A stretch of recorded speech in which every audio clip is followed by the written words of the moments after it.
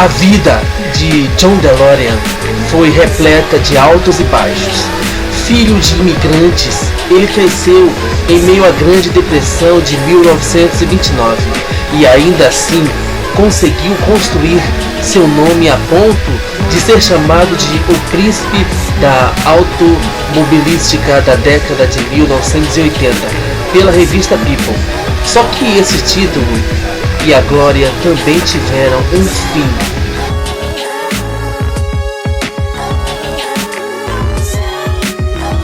Os carros tiveram desde cedo presença na vida de John DeLorean, a começar pelo local do seu nascimento, Detroit.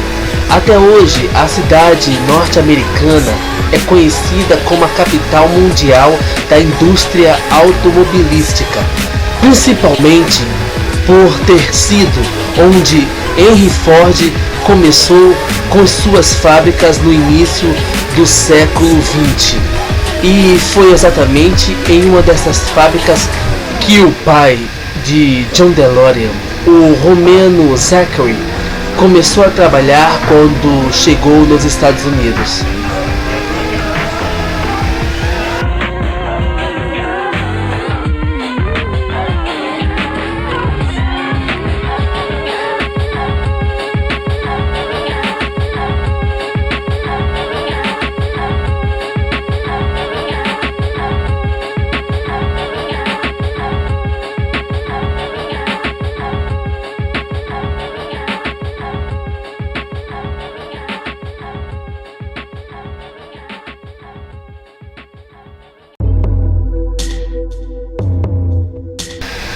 E provando que o óleo nas veias era algo de família, John DeLorean se formou em engenharia e logo entrou para o mundo dos carros, começando na Challenger e em seguida indo para a Packard Motor Company. Porém, foi somente após sua entrada na General Motors em 1956 que o nome DeLorean começou a ganhar força. Prova disso é que os famosos Muscle Cars americanos são obras dele. Dentro da General Motors, ele passou a atuar como engenheiro-chefe na Pontiac e ajudou a fazer com que aquela pequena divisão da companhia se transformasse em uma das mais populares montadoras do país. E o responsável por esta mudança foi o Pontiac GTO, um carro potente e que não demorou para se transformar em uma mania nacional e no sonho de todo jovem. A participação de DeLorean na criação do GTO foi discreta, mas não menos importante. Afinal, o que seria de um automóvel sem aquelas pequenas particularidades? Exemplo disto é que os limpadores de para-brisa e a própria disposição dos faróis foram ideia de John DeLorean, assim como o motor V8 Tempest, bem mais poderoso que qualquer outro veículo da época. Com isso, em 1964, as vendas do Pontiac GTO cresceram astronomicamente e deram um certo status a John DeLorean dentro da companhia. Seu salário inicial de $20 mil anuais saltou para $650 mil, e mais do que isso, ele deixou de ser apenas o engenheiro-chefe para ser o engenheiro de toda a Pontiac e o vice-presidente da MG, e era claro que isso ia influenciar seu ego. O jornalista americano J. Frederick White, no livro On My Career Day, You Can See General Motors, John Z. DeLorean's Look Inside the Automotive Crane, descreve o criador do carro de Volta para o Futuro como alguém vaidoso, impulsivo e algumas vezes arrogante. Isso sem falar que seu estilo de vida logo começou a criar uma reputação negativa. seja pelo modo como se vestia, seu relacionamento com estrelas de Hollywood ou pela imagem de executivo rebelde que ele tentava passar. Isso fez com que, em 1973, ele saísse da General Motors, ainda que muitos rumores afirmem que ele foi, na verdade, demitido.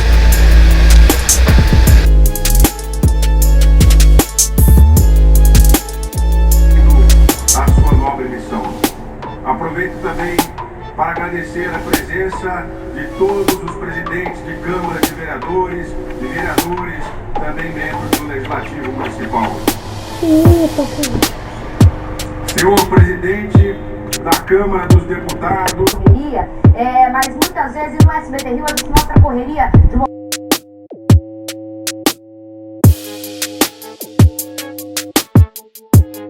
É com a saída da General Motors que John DeLorean decide dar seu maior passo até então e criar sua própria montadora.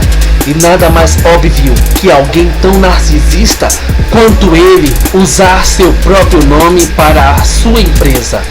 Era a oportunidade perfeita para moldar ainda mais a sua imagem e ganhar ainda mais fama. Naquele mesmo ano, ele fundou a DeLorean Motor Company, ou apenas DMC, reunindo investidores do mundo todo. Ele passou a trabalhar no primeiro modelo da sua marca, o DMC número 12, o carro usado por Dr. Emmett Brown para construir a sua máquina do tempo no filme De Volta para o Futuro.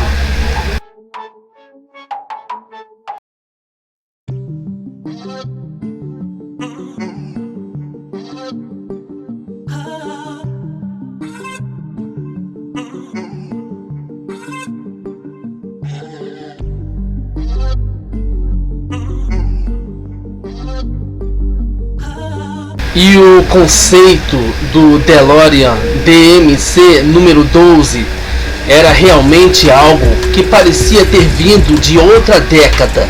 Seu design era diferente de tudo que a indústria automotiva fazia até então, e o fato dele usar um tipo de aço à prova de ferrugem era algo que chamava a atenção, mas não mais do que as icônicas portas que abriam para cima e não para os lados. Era algo tão único que a assinatura do homem por trás dos sucessos da General Motors que nada parecia dar errado, mas deu. O lançamento do DMC-12 foi bastante conturbado por uma série de problemas, a começar pela demora da sua fabricação. Foram quase 10 anos de espera, desde a fundação da DeLorean Motors Company, e nem todo esse tempo serviu para entregar algo que conquistasse o público.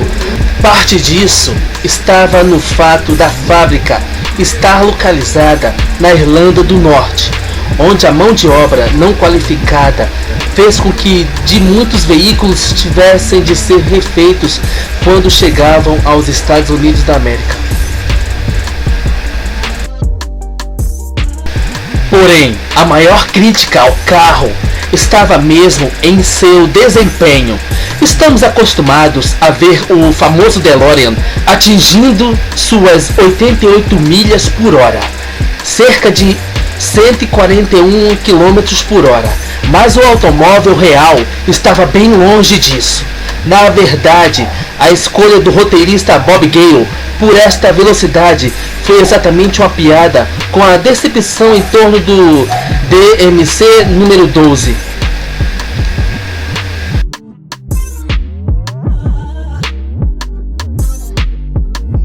O principal problema do veículo estava na terrível combinação do seu motor de apenas 130 cavalos de potência com o pesado chassi de aço. Isso fazia com que ele fizesse do 0 a 100 km em pouco mais de 10 segundos, o que é muito demorado. Assim, a ideia de atingir a velocidade necessária para viajar no tempo foi uma forma de tirar sarro da criação de John DeLorean Isso tudo fez com que as vendas ficassem bem aquém do esperado. Lançado em 1981 por 26 mil dólares, bem mais caro que o Chevrolet Corvette da mesma época, a expectativa de John DeLorean era de vender 12 mil carros em um ano, mas ele conseguiu apenas um quarto disso em 6 meses. Para mostrar que a desgraça pouco é bobagem, os Estados Unidos ainda enfrentaram uma crise do início da década de 80 e isto agravou ainda mais a situação da DMC. Tanto que no ano seguinte, o governo britânico, que havia investido 150 milhões de dólares na fábrica para estimular o desenvolvimento das empresas na Irlanda, ordenou o fechamento da DeLorean Motor Company, e para impedir que isso acontecesse, John DeLorean precisava de muito dinheiro, e situações críticas às vezes exigem ações desesperadas. Diante da eminente falência, John DeLorean decidiu apelar. Afinal, se a indústria automotiva está sofrendo com a crise no país, qual outra forma de conseguir dinheiro fácil em plena década de 80? Com isso, o criador do carro mais icônico da cultura pop entrou para o mundo das drogas. O antes chamado príncipe da automobilística agora estava envolvido em um esquema de tráfico internacional de drogas. Ele se envolveu com o traficante William Radcliffe, que trazia cocaína diretamente da Colômbia para revender nos Estados Unidos, e isso chamou a atenção do FBI. Assim, em outubro de 1982, John DeLorean foi preso após o vazamento de uma fita em que ele aparece comprando quilos de droga. Em determinado momento da gravação, ele chega a citar que aquilo é melhor do que ouro. De acordo com o órgão de investigação norte-americano, DeLorean pretendia mover cerca de 24 milhões de dólares em cocaína pelo país. Com isso, o sonho de reerguer sua empresa virou pó. Apesar de ter sido absolvido de todas as acusações 2 anos depois, sua vida nunca mais foi a mesma. Sem a confiança de investidores, não conseguiu emplacar mais nenhum grande sucesso e, de quebra, ainda teve que pagar uma série de multas e indenizações aos antigos acionistas da DMC e outros encargos por fraude e sonegação fiscal. Esta sequência de pagamento milionários se estendeu também por toda a década de 90, quando ele foi quebrado por advogados e por outras ações judiciais que corriam contra ele.